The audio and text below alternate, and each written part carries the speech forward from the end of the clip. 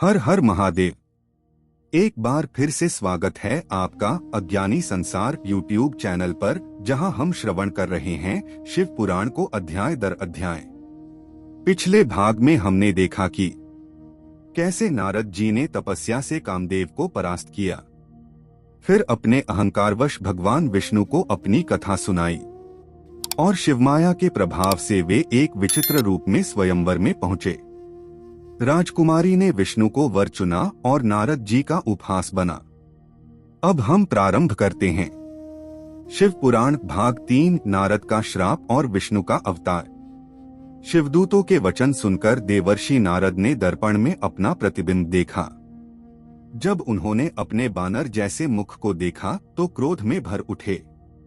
क्रोध से तप्त होकर उन्होंने शिवदूतों को शाप दे डाला।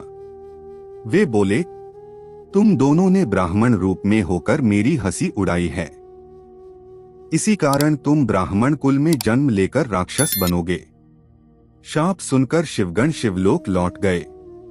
अब देवर्षि नारद अपने असली स्वरूप में आ गए, लेकिन उनका क्रोध और भी प्रचंड हो गया।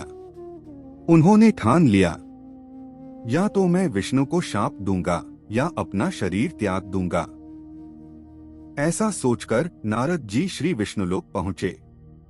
वहां उन्होंने देखा भगवान विष्णु विश्वमोहिनी के साथ बैठे हैं। देवर्षि को देखकर भगवान श्री विष्णु मुस्कुराते हुए बोले, कहिए ऋषिराज, आज आप बड़े दुखी प्रतीत हो रहे हैं। भगवान हरि के इन वचनों ने मानो जलती आग में घी डाल दिया। नारद जी क्रोध और अहंकार में भरकर बोले, नारायण, आप बड़े छलिया हैं। अमृत बांटते समय भी आपने मोहिनी रूप धारण करके दैत्यों से छल किया। उन्हें अमृत के स्थान पर वारुणी मदिरा दे दी और अमृत कलश छीन लिया। जालंधर के साथ भी छल किया, उसकी पतिव्रता पत्नी के सत को नष्ट किया। भगवान शंकर को विष पिलाया, मणि और लक्ष्मी को अपने पास रख लिया। शंकर जी ने आपको सर्वश्रेष्ठ बनाकर भारी भूल की है। आप अहंकार में भरकर अनर्थ कर रहे हैं।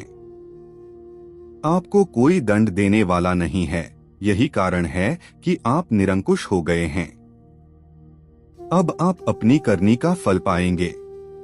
मैं आपको शाप देता हूं, आप मनुष्य शरीर धारण करेंगे और स्त्रीवियोग का दुख भोगेंगे।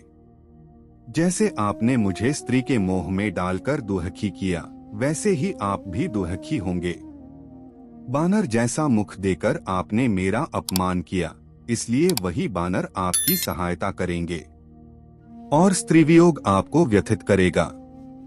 भगवान विष्णु भगवान शंकर की इच्छा को जानकर उस शाप को सहर्ष स्वीकार कर लेते हैं। उसी समय श्रीहरि की माया ने देवर्षि नारद को अपने जाल से मुक्त कर दिया। वह कन्या भी अदृश्य हो गई। अब नारद जी का ज्ञान लौट आया। वह पछताने लगे। उन्होंने भगवान विष्णु से कहा, प्रभु, आपकी माया को कोई पार नहीं पा सकता। मैं अपने आप में नहीं था, अज्ञानवश यह भारी अपराध कर बैठा हूं। नाथ, मुझे क्षमा कीजिए। मैं दीन हूं, आपका दास हूं। मुझे इस पाप से मुक्त कर दीजिए। यह कहकर देवर्षि नारद भगवान के चरणों में गिर पड़े। भगवान विष्णु ने उन्हें उठाया और प्रेम पूर्वक गले लगाया। फिर मधुर वाणी में बोले, नारद जी, यह सब तुम्हारा ही किया हुआ है। तुमने भगवान शंकर का वचन नहीं माना, यह उसी का परिणाम है। शिव जी परम तत्व पार ब्रह्म, निर्विकार और नित्य हैं।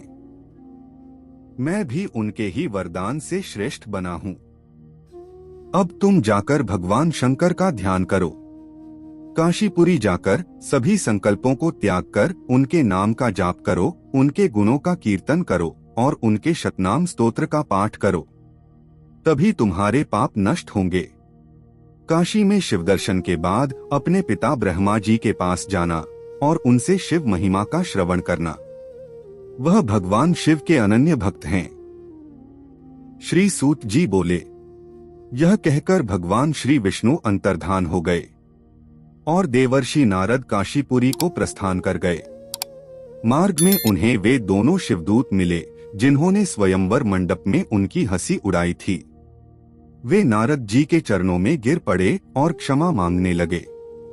नारद जी बोले, हे रुद्रगण, मुझसे शिवमाया के प्रभाव में आकर अनर्थ हो गया। मेरा वचन झूठा नहीं हो सकता, इसलिए शाप का फल तो भोगना ही होगा। तुम दोनों मुनिवीर्य से उत्पन्न एक राक्षसी के गर्भ से जन्म लोगे। तुम भगवान शिव के परम भक्त बनोगे। सारी सृष्टि पर तुम्हारा प्रभाव होगा। अनंत सुख भोग कर अंततः भगवान विष्णु तुम्हें अपने अन्य रूप में मोक्ष प्रदान करेंगे। इसके बाद नारद जी ब्रह्मा जी के पास पहुंचे। वहां जाकर प्रार्थना करने लगे, प्रभु, आपने मुझे भगवान विष्णु की कथा सुनाई। अब मैं भगवान सदाशिव की अनेक लीलाओं को सुनना चाहता हूँ। मैं यह जानना चाहता हूँ कि सृष्टि के आदि में वे किस रूप में प्रकट होते हैं, सृष्टि के मध्य में क्या लीलाएं करते हैं और प्रलय के समय कहाँ निवास करते हैं। प्रभु, कृपया मुझे भगवान सदाशिव के दिव्य चरित्रों का श्रवण कराइए। अगले भाग में देखेंगे शिव सृष्टि की उत्पत्ति, शिव के रहस्य और ब्रह्मा जी द्वारा सुनाई गई सदा शिव की महिमा अगली कड़ी में। यदि आपको यह कथा श्रवण कर आनंद आया हो तो कृपया चैनल को लाइक, सब्सक्राइब करें और बेल आइकन जरूर दबाएं ताकि अगला भाग आप तक सबसे पहले पहुंचे। और हर हर महादेव बोलते हुए जुड़े हमारे साथ अगले अध्याय में।